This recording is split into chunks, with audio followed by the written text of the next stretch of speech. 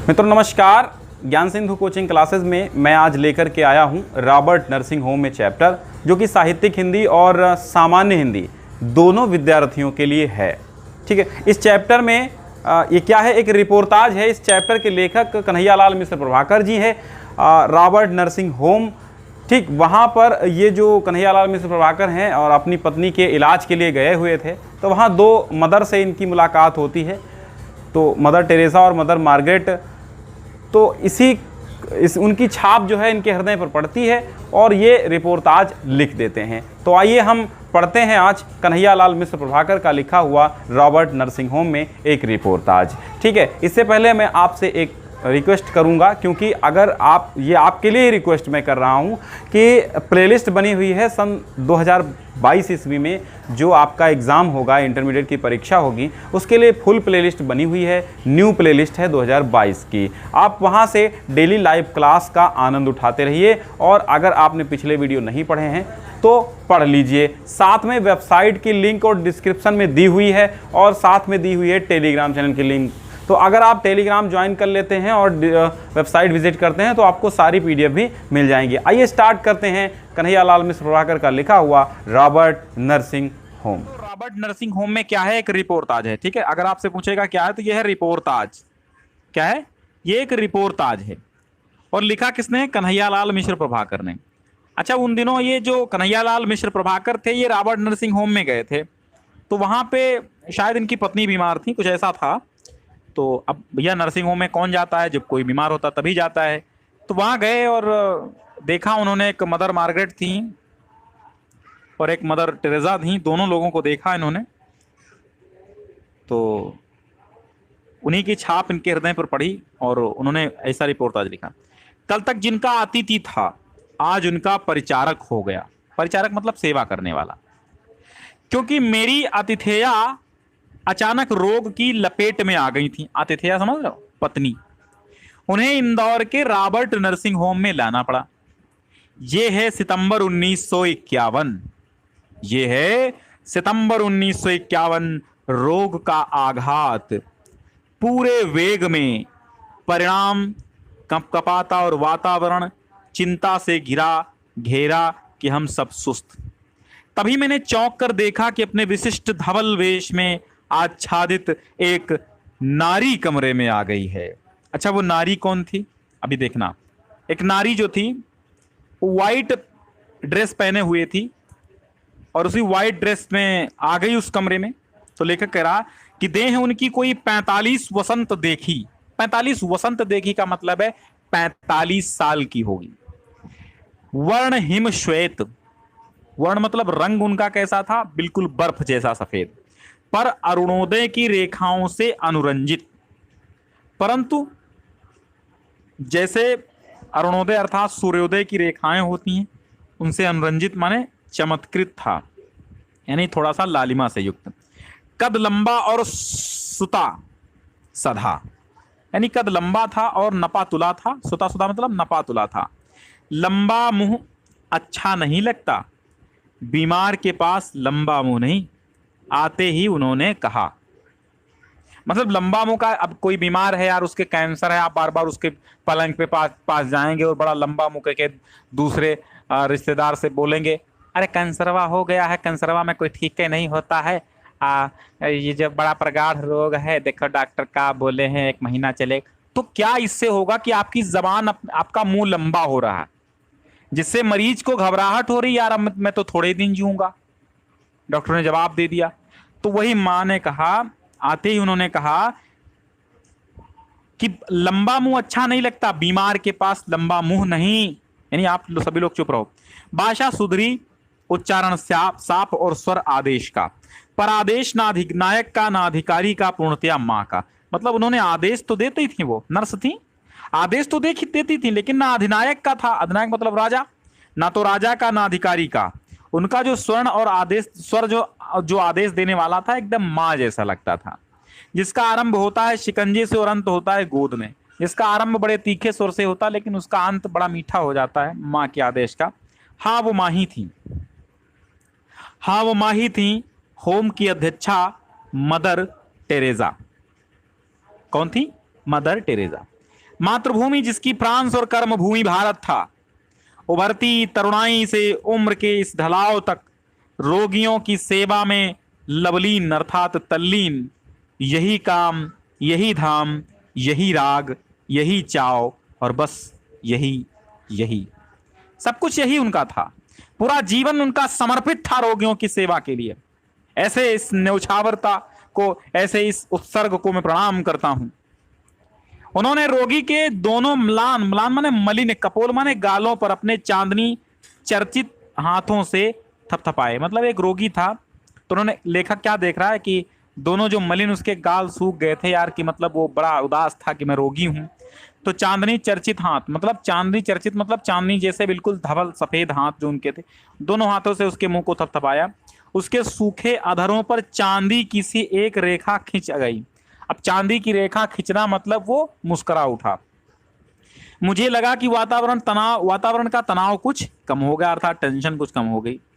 तभी एक खटाक और हमारा डॉक्टर कमरे में के भीतर, तभी क्या हुआ, एक खटाक की आवाज आई और हमारा डॉक्टर कमरे के भीतर। मदर ने उसे देखते ही कहा, डॉक्टर तुम्हारा बीमार हंस रहा है। हाँ मदर, तुम हंसी बिखेरती जो हो। डॉक्टर ने अपने जाने के कितने अनुभव यूं ही एक वाक्य में गूंथ दिए थे। मैंने भावना से अभिभूत हो सोचा, जो बिना प्रसव किए ही मां बन सकती है, अर्थात बिना बच्चे को जन्म दिए ही मां बन सकती है, वही 30 रुपए मासिक के योग क्षेम पर 20 वर्ष के दिन और रात सेवा में लगा सकती है, और वही पीड़ितों के तड़पते जीवन में हंसी बिखेर सकती है। कौन? जो बिना प्रसव किए ही मां बन सकती है। तीसरे पहर का समय, थर्मामीटर हाथ में लिए ये आई मदर टेरेसा और उनके साथ एक नवयुवती, उसी विशिष्ट धवल वेश में, गौर और आकर्षक, गोरी और आकर्षक थी, मतलब अट्रैक्टिव थी। हाँ, गौर और आकर्षक, पर उसके स्वरूप का चित्रण करने में ये दोनों ही शब्द असफल थे। यूं कहकर उसके पास आसपास आ पाऊंगा कि शायद चांदनी को दूध में घोलकर ब्रह्मा ने उसका निर्माण किया हो, और रूप और स्वरूप का एक दैवी सांच सी वो लड़की, दैवीय सांचा सी लड़की थी वो। नाम उसका क्रिस्टहाइल्ड था, जन्मभूमि जर्मनी थी। क्रिस्टहाइल्ड की जर्मनी जन्मभूमि थी। नाम क्या था? क्रिस्टहाइल्ड, और जन्मभूमि उसकी क्या थी? जर्मनी थी। ये लेखक कह रहा कि उसकी सुंदरता ऐसी अप्रतिम थी कि उसका वर्णन करना भैया स्वाभाविक बात नहीं है, कोई उसका वर्णन करना बड़ा कठिन है।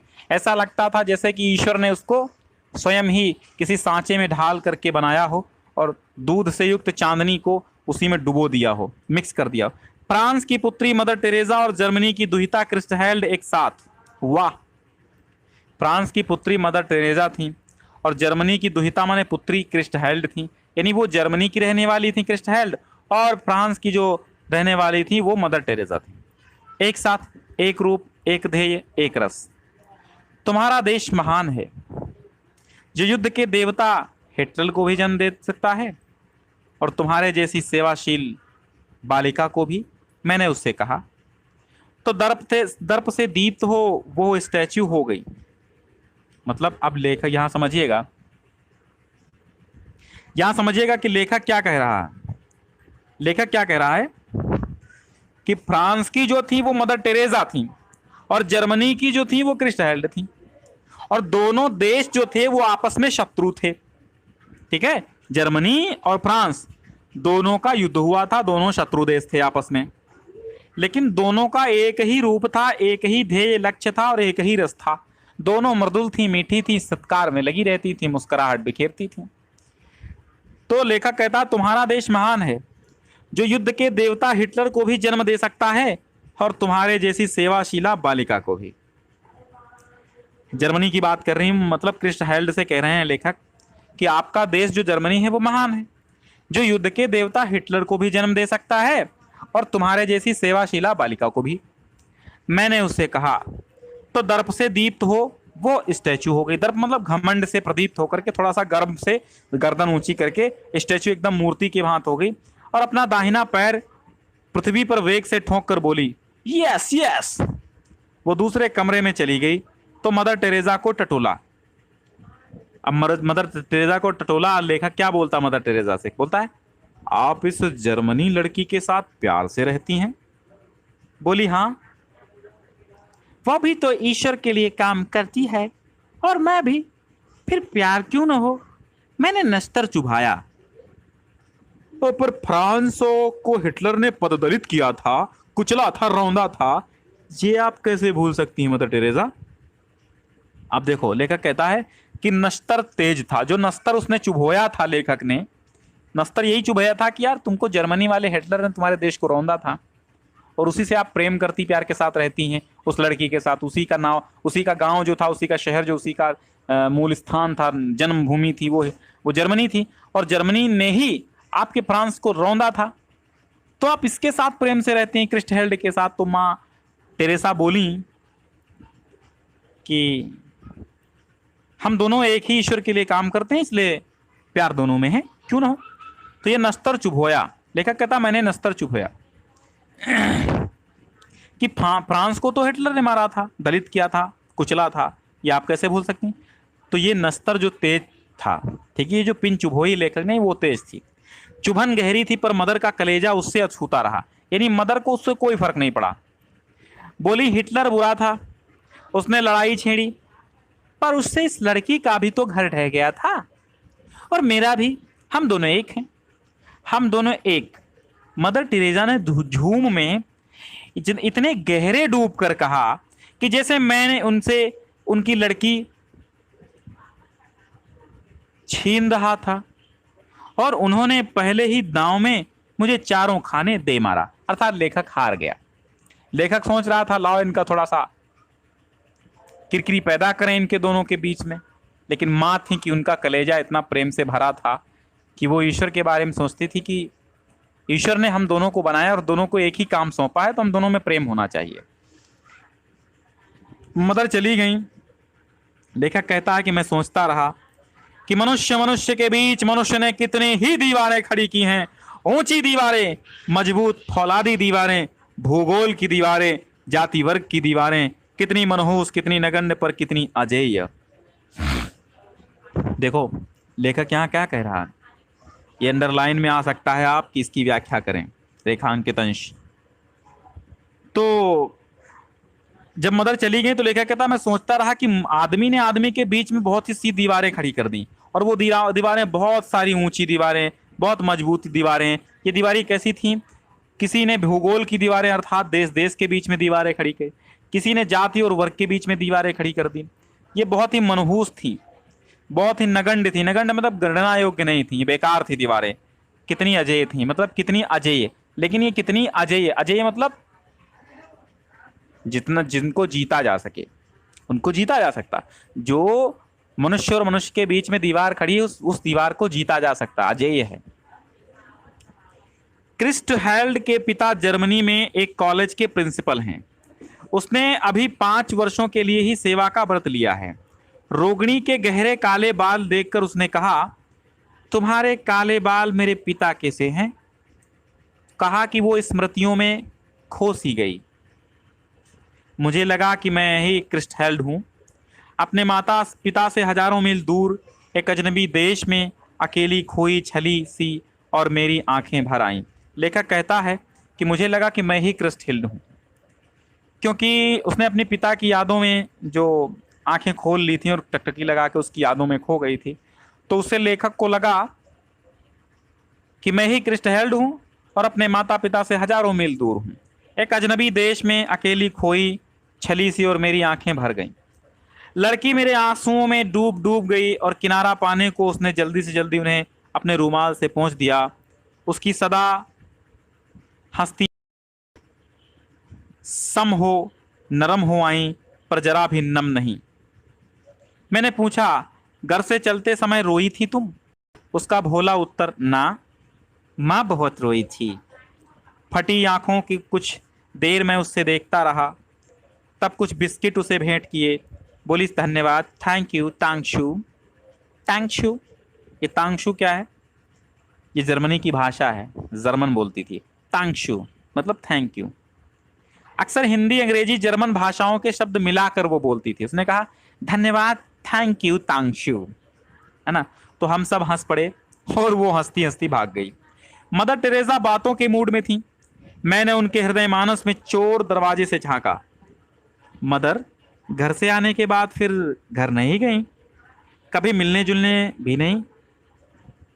कान अपना काम कर चुके थे, वाणी को अपना काम करना था, पर मदर ने उसे उसको उसकी देखते हैं, मदर ने उसकी राह मोड़ दी। तब मैंने सुनी यह कहानी। क्या कहानी सुनाई मदर ने? मतलब लेखक ने ऐसे पूछा कि आपको घर की याद नहीं आती, कभी गई वापस नहीं गई? तो मदर बोली, कई वर्ष हुए फ्रांस में विश्व भर के पूजाग्रहों का एक सम्मेलन हुआ। भारत की 2 मदर भी प्रतिनिधि होकर उस सम्मेलन में गईं। वे फ्रांस की ही थीं, उनके माता पिता फ्रांस में ही थे। उन्हें पता था कि वर्षों बाद हमारी पुत्रियां आ रही हैं।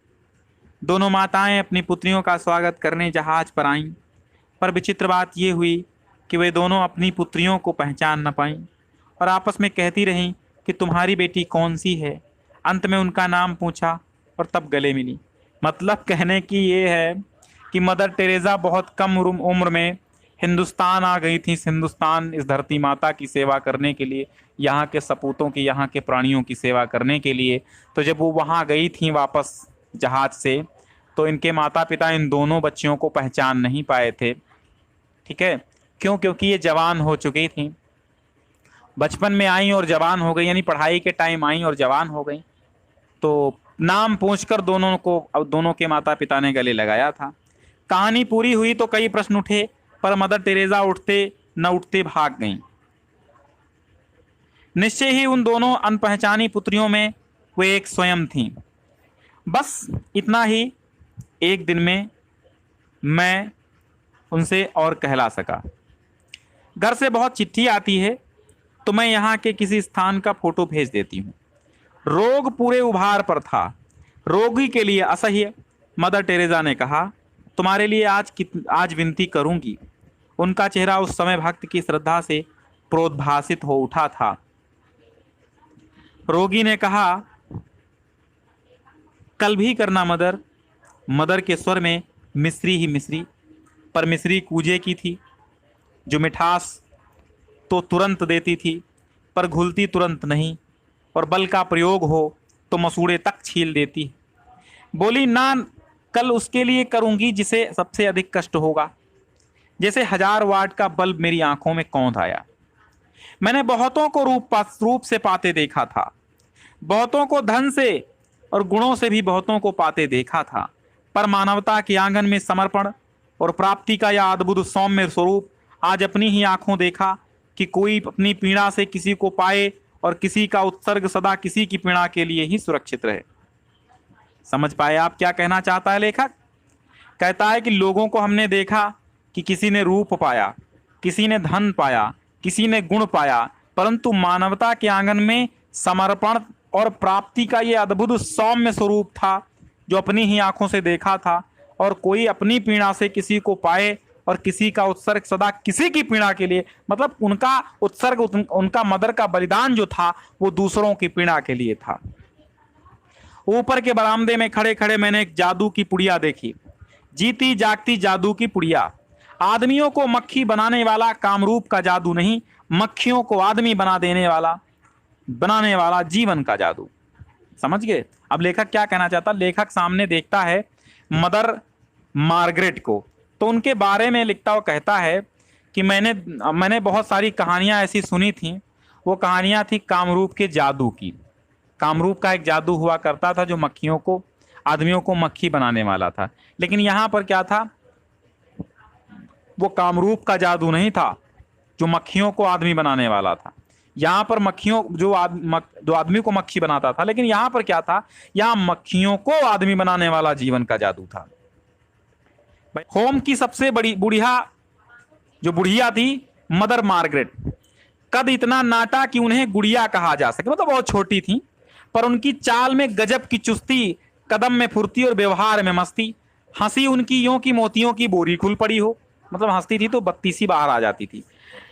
काम यूं की मशीन महात्मा ने, मतलब बहुत तेजी से काम करती थी। भारत में 40 वर्षों से सेवा में रसलीन जैसे और कुछ उन्हें जीवन में अब जानना भी तो नहीं। ऑपरेशन के लिए एक रोगी आया, ऐश आराम में चला पला जीवन, कहने की बेचारे को आदत, सहने को का उसे क्या पता, पर कष्ट क्या पात्र की क्षमता देखकर आता है। भैया आप आराम में पले बढ़े हैं तो क्या कष्ट आपको कम आएगा? नहीं भैया, कष्ट तो उतना आता है ना जितना आना है। वो आप चाहे अमीर घर से हो, चाहे आप एसी में सोते हो, चाहे आप खेती करते हो, धूप में सुलगते हो, कोई मतलब नहीं है। कष्ट ये देख के नहीं आता आप अमीर हैं, गरीब हैं, बूढ़े हैं, जवान हैं, बच्चे हैं, नादान हैं। कष्ट तो आना है तो अपने आप से आता है। ठीक है। तो उसने कहा मदर मर जाऊंगा। तो उसने बेहवल होकर कहा।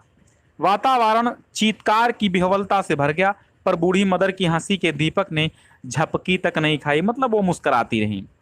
वो इतना रो के बोला मैं मर जाऊंगा। बोली कुछ नहीं कुछ नहीं, आज है एवरीथिंग, कल है समथिंग। मतलब आज है एवरीथिंग, आज सब कुछ है, तो कल समथिंग, कल कुछ कुछ है, और बस तब नथिंग, तब कुछ भी नहीं है। और वह इतने जोर से खिलखिलाकर हंसी कि आसपास कोई होता तो झेंप जाता। वो बहुत शर्मीली हंसी हंसी। मतलब उन्होंने क्या कहा, आज everything, today is everything, tomorrow is something, and then nothing. यानी आज सब कुछ है, कल कुछ कुछ है, और बस इसके बाद कुछ नहीं है। मतलब आज सब कुछ आपका रोग रहेगा, कल कुछ कुछ रोग रहेगा, और परसों सब समाप्त। एक रोगी उन्होंने देखा चिंता के गर्त से उठ उभरती रोगिणी, जोर से चुटकियां बजाकर वह किलकी, जीवती जीवती, ये है उनका जी उठी जी उठी, जीवती जीवती। और ये उनका क्या था, जी उठी जी उठी। मतलब ये रोगी कोई होगा तो उठा होगा, तो उन्होंने चुटकियां बजाकर किलकी, बोले उठ जी उठी जी उठी। ये अनुभव कितना चमत्कारी है कि यहाँ जो जितनी अधिक बूढ़ी है वो उतनी ही अधिक उत्फुल्ल है, मुस्कानमयी है। ये किस दीपक की ज्योत है, जागरूक जीवन की, लक्ष्यदर्शी जीवन की, सेवानिरत जीवन की, अपने विश्वासों के एक साथ एकाग्र जीवन की।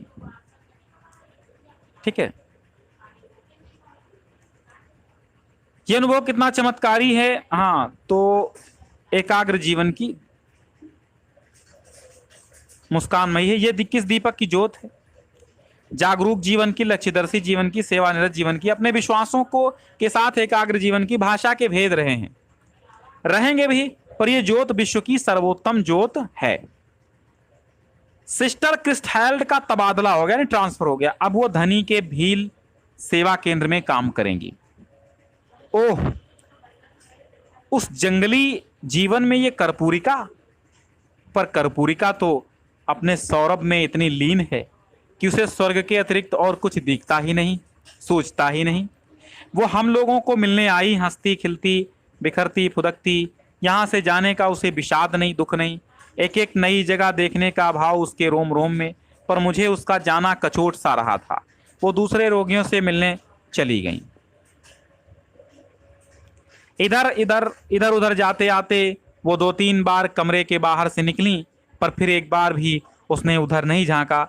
मैंने अपने से कहा कोई लाख उलझे उसे किसी में नहीं उलझना है। और तब सिस्टर क्रिस्टहेल्ड का सच ये है कि सिस्टर मदर वर्ग का निस्संग निर्लिप्त निर्द्वंद जीवन पूरी तरह मेरे मानस चक्षुओं में समा गया।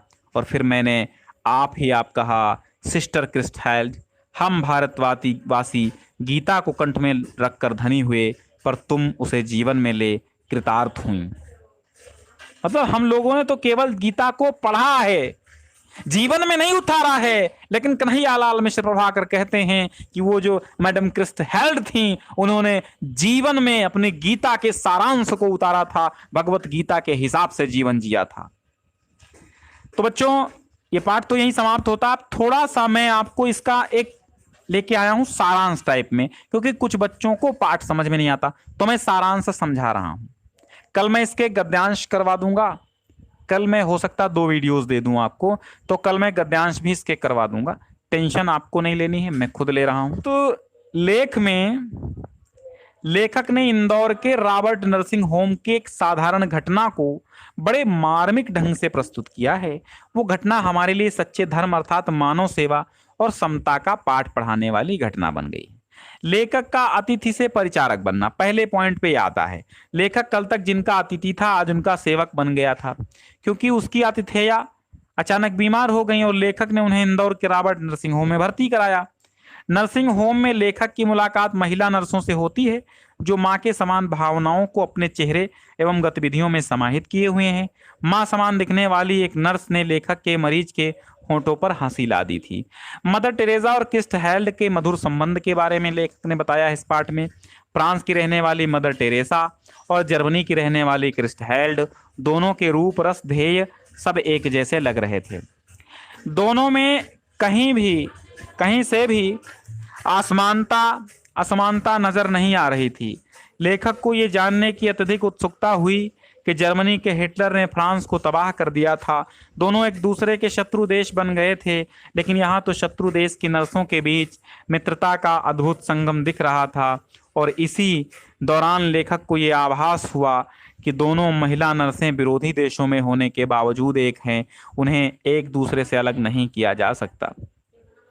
भेदभाव की दीवारें मनुष्य द्वारा निर्मित। लेखक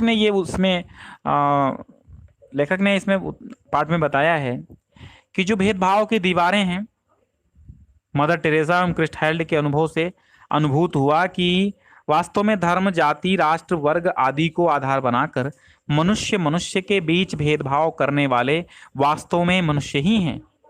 मनुष्य ही अपने संकीर्ण स्वार्थों की पूर्ति के लिए भेदभाव की भिन्न दीवारें खड़ा करता है। परोपकार एवं मानवीयता की भावना को चरितार्थ करना।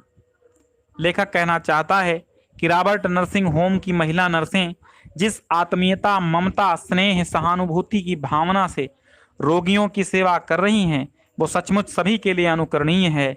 हम भारतीय तो गीता को पढ़ते हैं, समझते हैं और याद रखते हैं, परंतु इतना करके ही हम अपने कर्तव्यों की तीसरी समाप्ति समझ लेते हैं। लेकिन ये महिला नर्सें तो उस गीता के सार को अपने जीवन में उतारती हैं। सच में ये धन्य है, ये मानव जाति के उज्जवल पक्ष हैं।